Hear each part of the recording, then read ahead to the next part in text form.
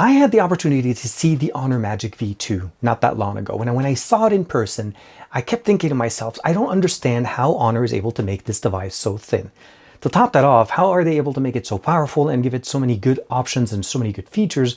And then of course, Honor decides to one-up that entire experience because this is the Honor Magic V2 Porsche design. This is a custom edition. This is something that Honor's been doing for many years, but to put it at this level with this type of a foldable solution takes it to the next level. So today we're going to talk about the photography and gaming experience on the brand new Honor Magic V2 Porsche design that comes with so many accessories in the box. It is crazy. Let's check it out.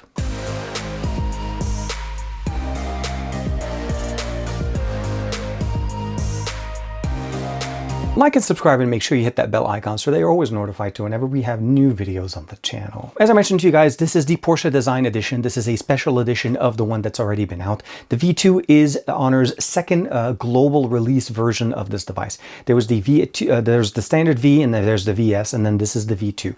RSR, essentially the Porsche Design Edition. Let's go ahead and remove the top box. And in front of us, we have the actual unit.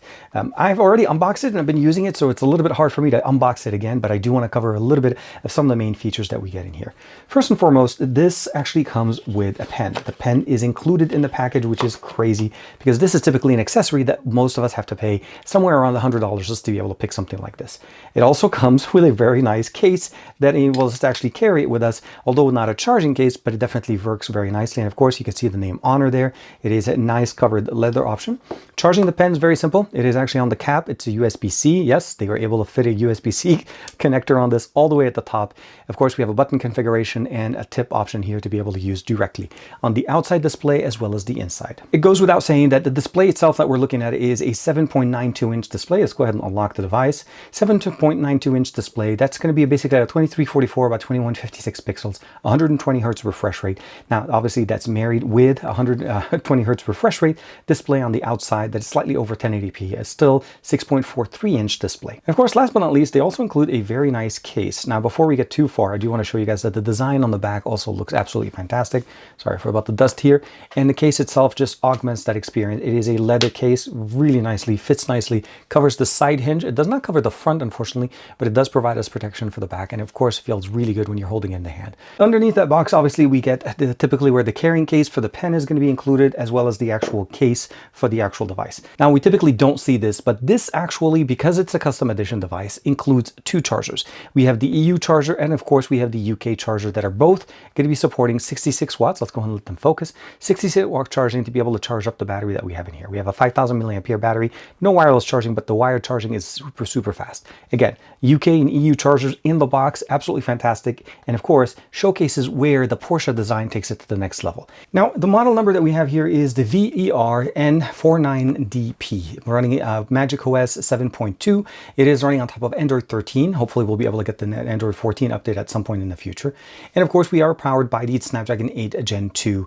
This is going to be this processor showing here. And most of the configurations that we're going to see of this, both the standard and the Porsche design, are both running the 8 Gen 2. We have a discrete security chip, a 16 gigabyte configuration with 7 gigabytes of Honor RAM Turbo, essentially a page file system using some of the storage out of that 1 terabyte storage. Again, Porsche design comes at 1 terabyte configuration that we have in there. January 1st, 2024 security patch update. And of course, as we talked about it in there with the configuration as far as the displays. Now, when it comes down to the photography, the primary sensor on the back is going to be a 50 megapixel camera with OIS, 20 megapixel ultra wide lens, and it's going to be also married with the 50 megapixel telephoto lens on the back. The front facing camera that we have in here, both inner and outer display, is going to be a 16 megapixel camera. And of course, it's going to give us some of the best experiences in there. As far as video recording and what we get in here, we have the 10x, the 10 to 2.5, and of course 1 and at 0.5. The 10 is the telephoto, 2.5 digital zoom, and of course 1x the main sensor, and of course the system here. Switching it over on the right side, if we swipe over to the right, which I really like, so let's go ahead and switch over. This gives us the ability of actually switching it and start using the camera on the front to be able to use the best sensors on here, as you can see right there, and record the best solution here, either video, photography, anything that you need, and of course customize the experience there very nicely. If you just close the device, obviously we'll go back to regular camera, and if I open it up again, it'll switch over to the main sensor. We're going to start off with the front-facing camera on here. Now there's technically two of them. There's the external front-facing, then here is the internal front-facing camera.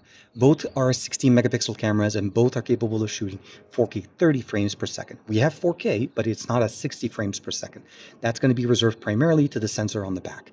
We're going to get there in a second, but overall, great experience. And of course, one of the best solutions that I love about this device is I can actually use the front-facing display and the main cameras on the back at the same time because this is a foldable device. And what that means essentially is that while actually we're on the device and you hit the switch between the front and the back facing camera, if you swipe away from that, it gives you the option of doing the front-facing camera, the main camera on the back with the front-facing display in open mode, which means it turns off the main display on the back and enables us to record 4K 60 frames per second. Of course, we can record 4K 60 is typical and I would call it standard slab mode. But this way, at least you're able to do that front-facing camera experience at 4K 60 and still get the best experience. And you can see yourself. You are never going to be out of focus, out of frame, or even basically never get this where your half of the head is not in there. This looks really good. And one of the nice functions that we have in here is also called movie mode that has some AI functionalities that enables us not only to be able to shoot in log. This is something that we are able to do, obviously, a lot of post-processing, but we also have the ability of using some of the built-in LUT configurations that we have in there.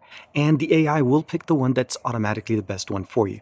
As you can see here, we're looking at a nice blue sky, a lot of greenery, and the AI picked up basically the dazzling LUT, enabling us to get some of those images and, of course, the colors that just pop right in front of us. Really nice.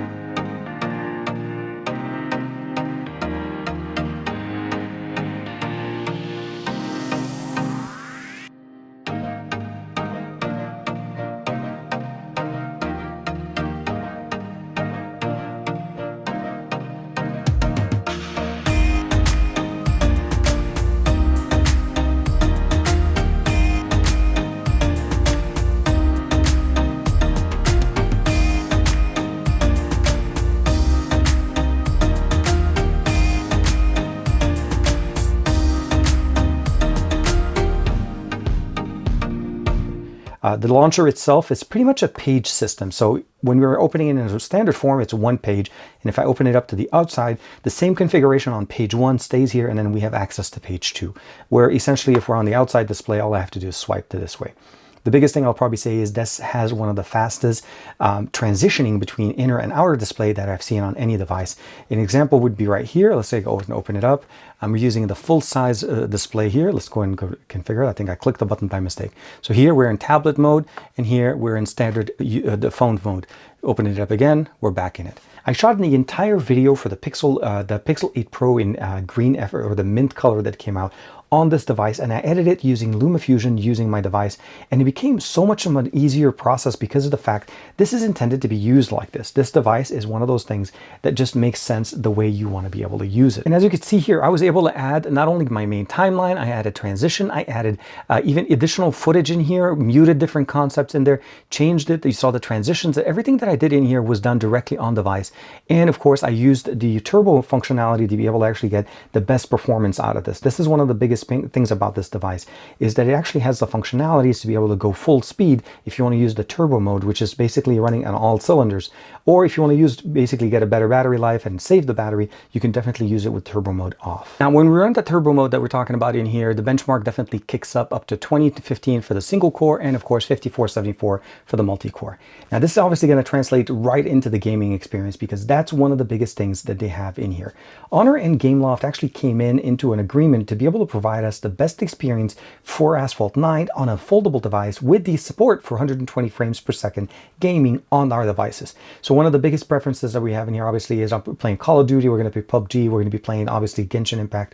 All of these games are going to work fantastic, but one of the biggest improvements is going to be Asphalt 9. So we're going to start off with Asphalt 9. It's going to be the first game that we're going to cover, and this game obviously will work really good on the inside display as well as the external display.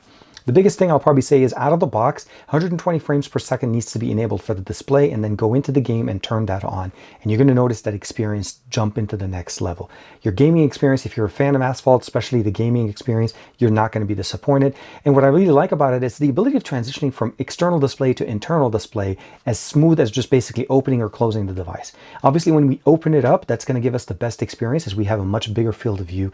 And the graphics are obviously supported in there at their highest resolution. And I think this is one of the greatest collaboration between Honor and Gameloft to actually support basically the V2 Porsche design device. Next I'm going to talk about obviously is Call of Duty Mobile. Call of Duty Mobile works absolutely fantastic as well. One of the things as well I love about it is the ability of transitioning again between external and internal display. The gaming experience for me feels a little bit better on the external display as you just have more to see. The images, the field of view is much bigger. It's not as wide, it's more of a narrow, but it's one of those things where you're able to see further and in higher quality because of the larger display. So gaming in there, obviously you're going to get the best solution, you're going to get the best frame rate possible, and of course the best resolution because of the supported game rate that we have in there. Gaming on this, I got a chance to play a lot of matches in there, and there was no disappointment in there. The gaming experience is very nice, and the device manages the thermals really, really nice. I will say that one thing is when you're opening it up, obviously we'll probably have the better experience because it has more areas to be able to release heat, but the 8 Gen 2 is definitely a much bigger improvement over the 8 Gen 1, and I'm glad they went with this chipset to at least give us the best experience for gaming. PUBG Mobile did pretty much the exact same experience as we're jumping into that game.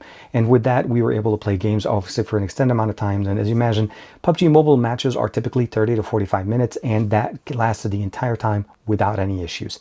66 watts that we have in here charges the device very fast. Gaming on this is obviously going to be really nice. And again, the transition between external and internal display in the middle of the game is the biggest key feature here. There is no stopping between the two, and it makes it very, very nice. And of course, formatting looks really good. The last game we're going to talk about today is Genshin Impact. Now, this one obviously is notorious for overheating devices or providing us thermal issues on devices when you push it to the highest quality settings as well as pushing it at 60 frames per second. Now, this device handled it absolutely fantastic. I will say the only time I was seeing some concerns was primarily when I had some of the gaming filters built in here, and that was a function that's built into the gaming center that we have in here. The ability of changing some of the color optimization depending on the game that you're playing for more of a better experience. Once I turned off the filters, the game actively worked really good. I guess it was pushing the system too hard when I had the best settings on the game as well as putting filters from the internal system. But again, that's more of a custom thing that you don't really need to worry about. Other than that, the game works really good. Customizations that we got in there, very, very nice. The battery life was actually really decent. I was able to get it consistently over a day worth of usage. And then, of course, there's mixed usage between external and internal display, which gives us that experience that we normally expect from Honor devices. Great battery management, and of course, great gaming experience with the 8 Gen 2 and the V2 Porsche design. Where the Porsche design takes over from the standard V2 is with the customization options that we get in there, and of course, what's included in the box. There's a custom theme that's already built into this. Of course, the pen is included in the box. There's a case for the pen. There's a case for the phone. There's 2 chargers in the box, and everything that you need to get out of the box is ready to go. We have that 1 terabyte of internal storage, 16 gigs of RAM, of course, expandable with additional page file system from the storage. So you're not going to run out of storage. You're not going to run out of options. You're not going to run out of space to be able to play things on this device. The games that I had in here obviously did push the system to its limit, specifically when we were talking about Genshin Impact, but that's purely because we were using it at the highest settings, which we already know that game will stress almost every device that you put it on with that configuration.